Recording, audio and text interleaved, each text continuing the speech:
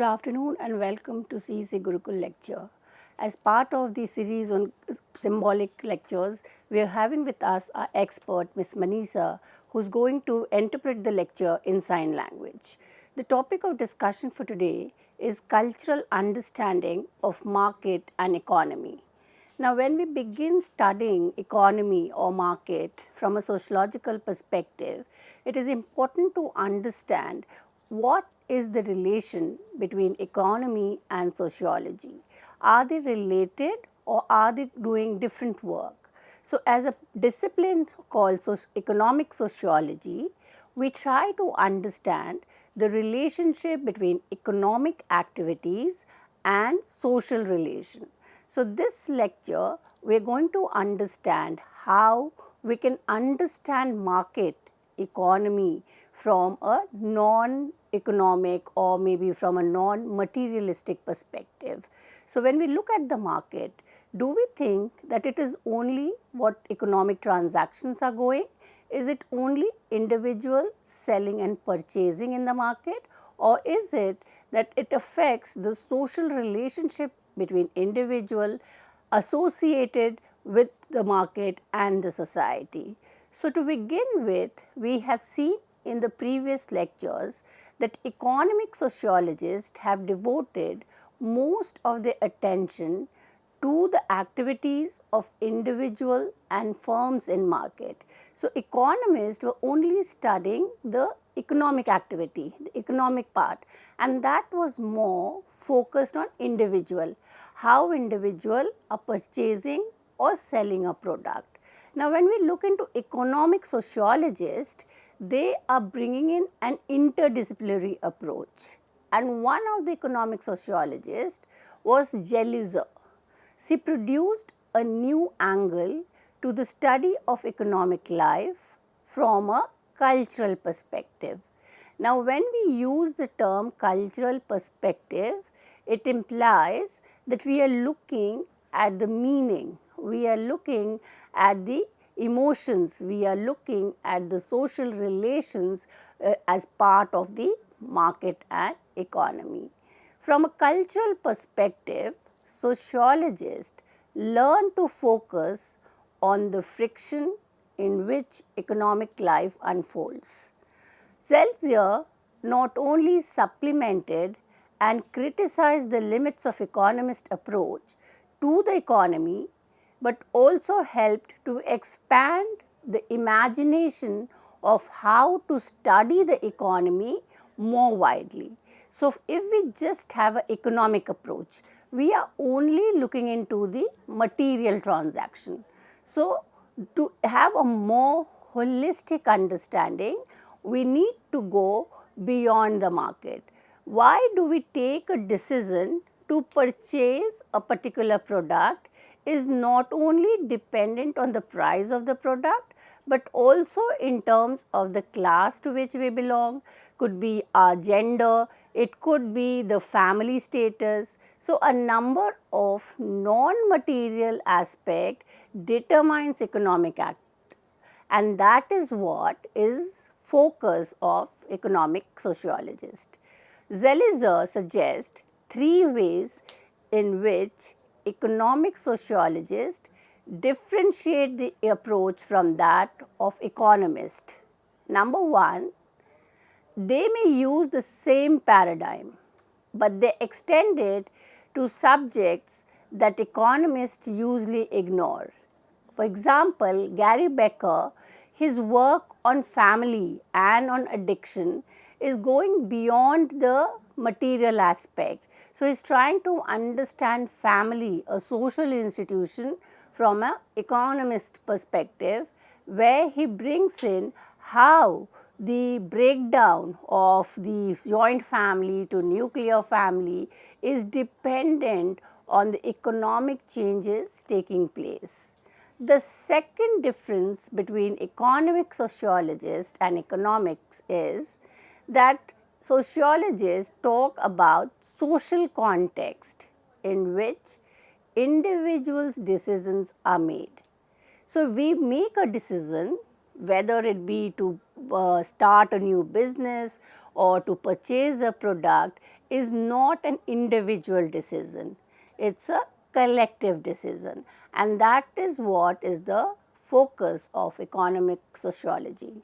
Here, the sociologists are adding a social element to constrain the economists are more likely to see as consisting of prices and law. So, if we kind of read economics, or mostly we will be talking about price of supply and demand, the laws of how the price would increase or decrease, and that negates the social and cultural dimension. The third difference between economic sociologists and economics is that they search for alternative descriptions and explanation of economic phenomena, challenging the focus on individual decisions within constraint. And Zelzier favored the third approach.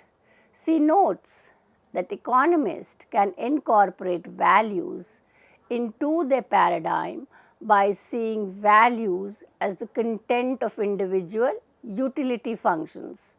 The preference that economists assume individual use to decide what goals to pursue.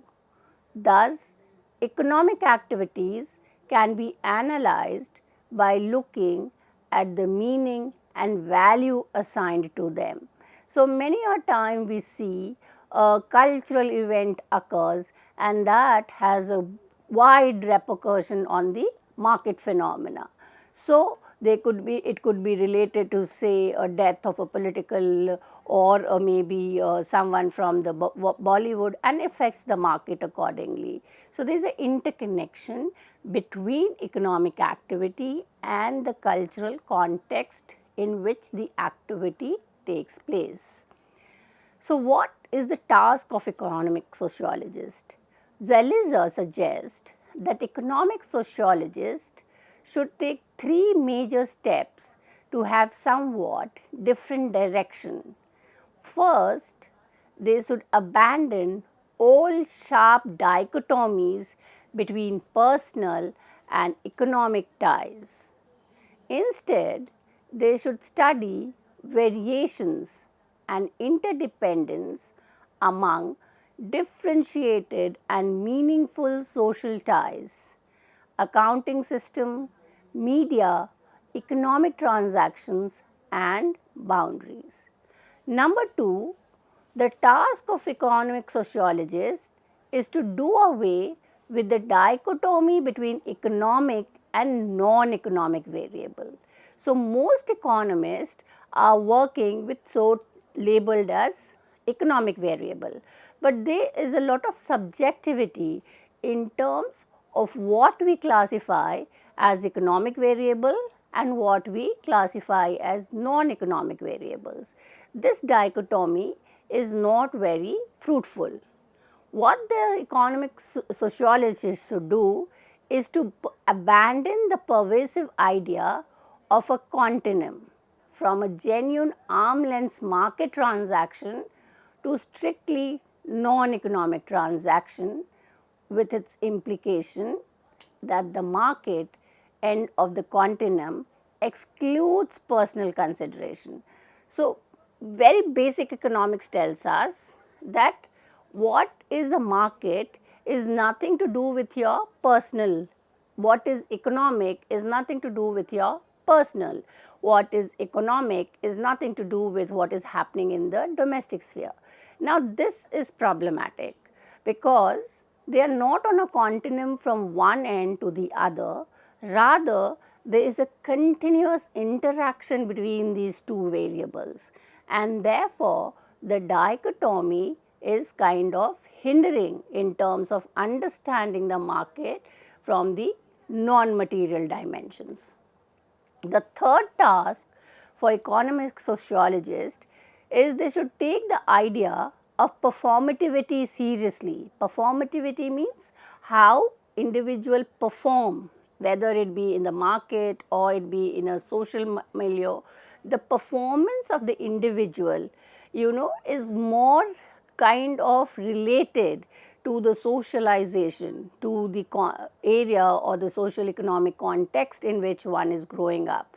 So, the performance has to be understood before we try to understand the economic activity.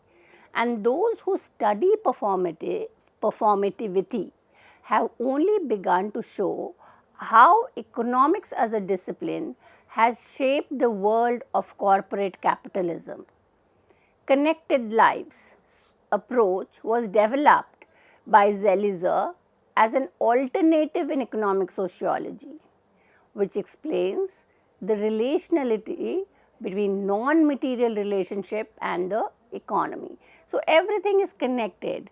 What we do when we step out of the house is kindly to a large extent dependent on who we are, what kind of relations we have inside the house. So, this divide between the domestic and the public or the productive and the reproductive sphere, it becomes null and void. Connected lives approach used by Zelizer is based on a series of negotiations that shape individual obligations and rights inside or outside the home, in the framework of this relationality that includes shared understanding and emotions. Now, how do we trade or how do we engage in a market activity? There is some amount of connection, there is some amount of common emotional understanding, and that is how two individuals could enter up into a partnership. Unlike minds cannot. So, there is a connection even in economic activity.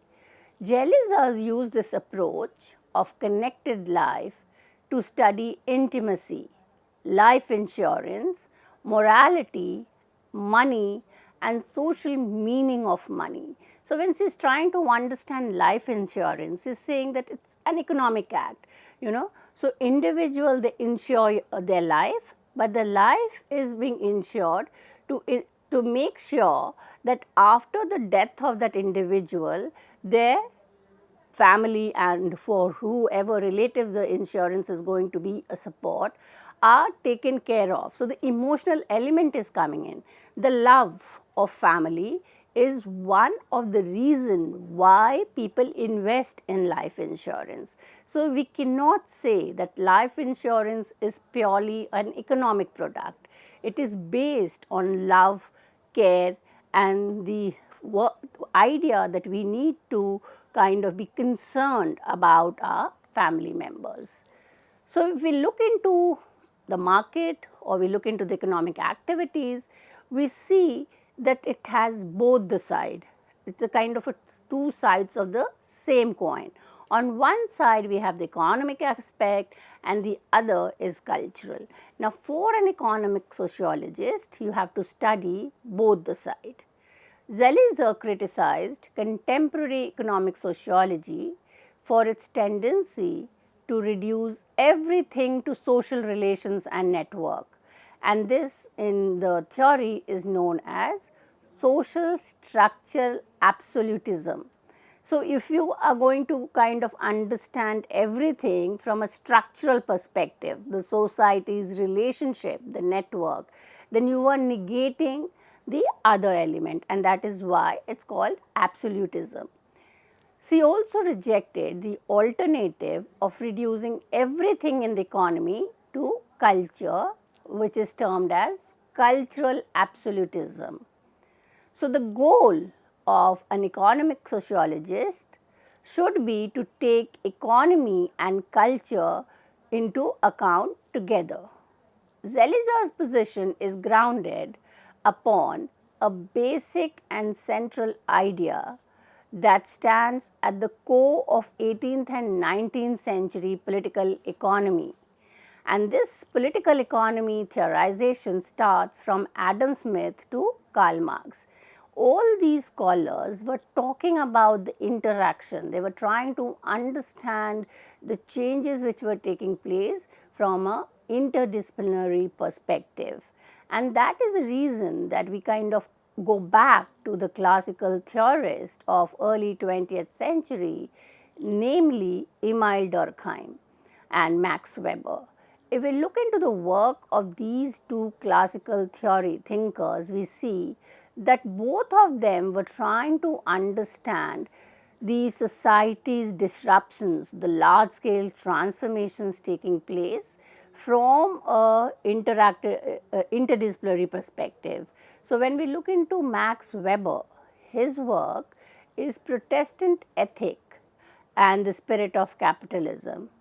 In this work, Weber traced the independent impact of religious ideas, values, and attitude on economic activities. So, he was trying to understand how culture could be responsible for economic improvement.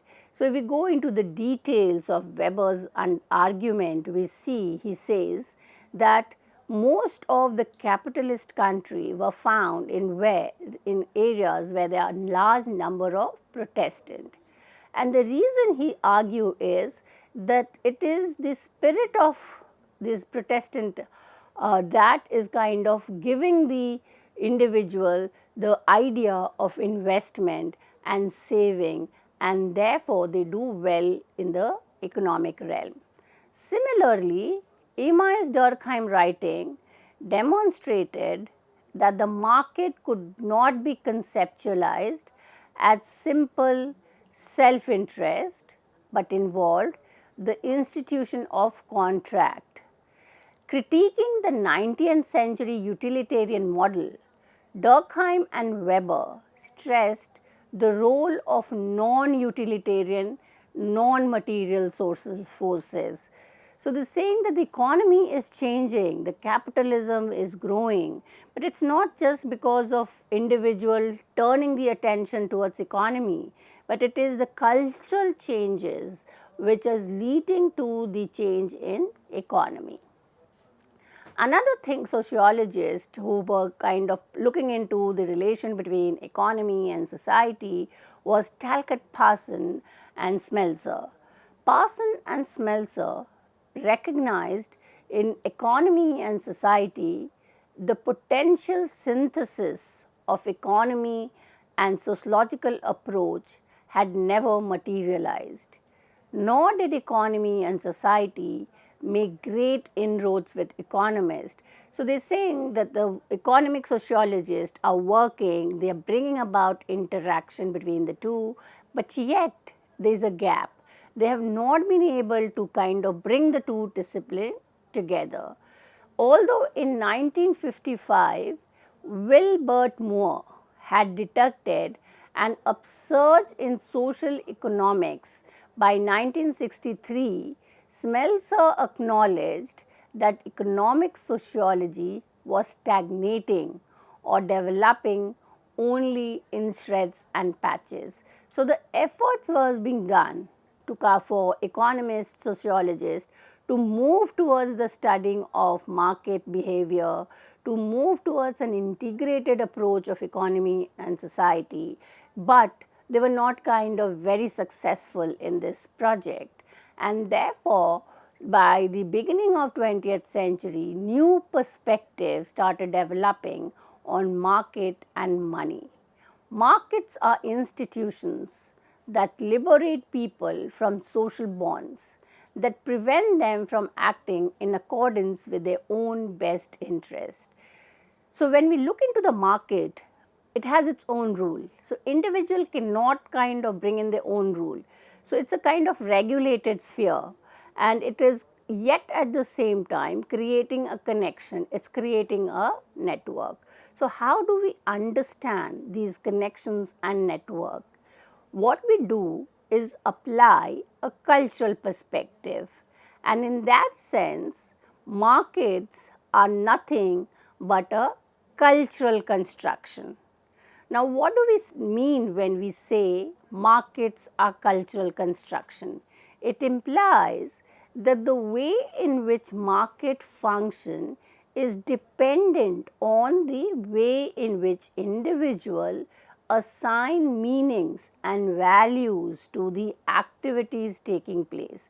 And then if we kind of understand the argument, then markets are not universal, markets are not uniform. We need to bring in the cultural specificity, and therefore market in a non-Western society would be different from an advanced Western industrialized society. Yet they are both market, and they are kind of both working to increase these means of productions, livelihood and other things for individual. Here when we look into Zelizer's argument, she says that money does not constitute a neutral non-social substance, but appears in a variety of culturally influenced shapes and what Zelizer calls as multiple monies. Monies is using the plural, MONIES.